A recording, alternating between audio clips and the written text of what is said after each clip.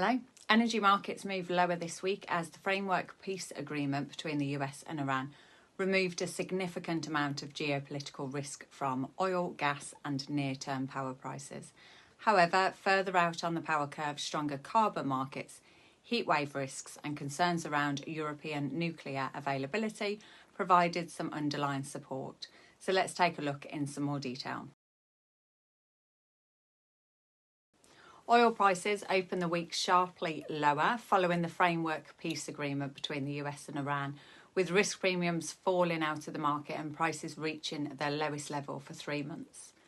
This downward trend continued into Tuesday as traders began pricing in the potential for Iranian stockpiles to re-enter the market, increasing expectations of stronger supply.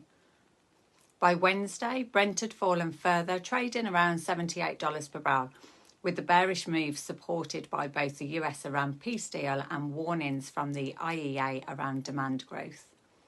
On Thursday, the US and Iran signed a 14-point memorandum of understanding, including commitments from both sides to continue talks towards a final agreement over the next 60 days.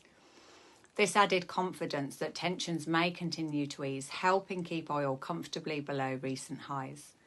Last night, Brent closed at $77.47 per barrel, which is down $9.52 compared to last Friday.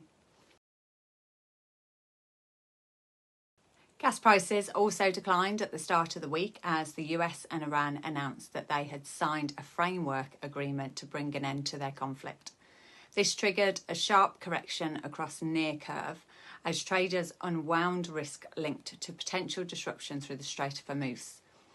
Prices continued to soften on Tuesday and Wednesday, with the market increasingly focused on the potential reopening of the Strait and the return of LNG flows. However, some risk remained in the curve as physical flows are expected to take some time to return to previous levels, and European storage remains below last year's position.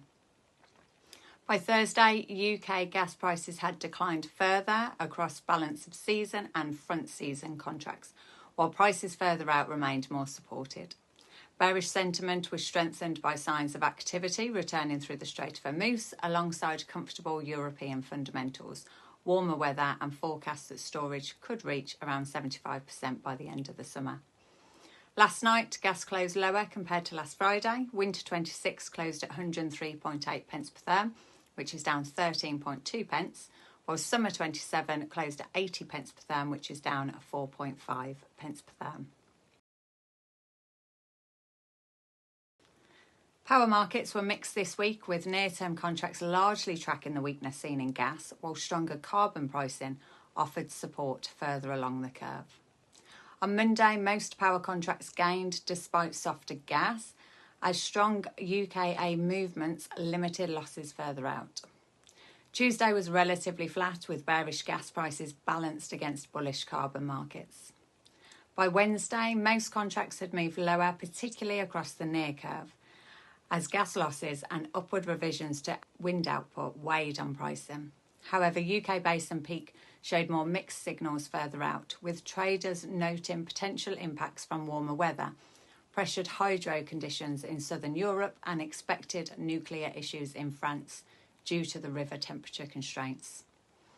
On Thursday, power markets remained relatively resilient at the front of the curve despite the broader removal of geopolitical risk premium.